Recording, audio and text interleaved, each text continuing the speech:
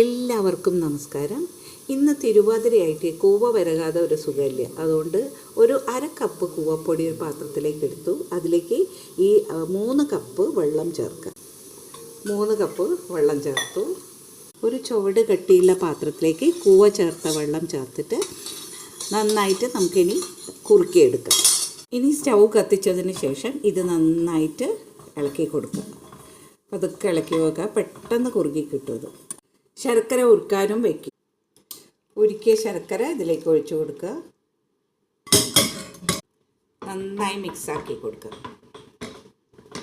കുറച്ച് നേന്ത്രപ്പഴം കട്ട് ചെയ്തിട്ട് ഇട്ട് കൊടുക്കുക. ഒരു 1/4 കപ്പ് തേങ്ങയും ചേർത്ത് കൊടുക്കുക. 1 ടീസ്പൂൺ നെയ്യ് ചേർക്കുക. സ്ലോ ഫ്ലെയിമിൽ ഇളക്കി കൊടുക്കുക.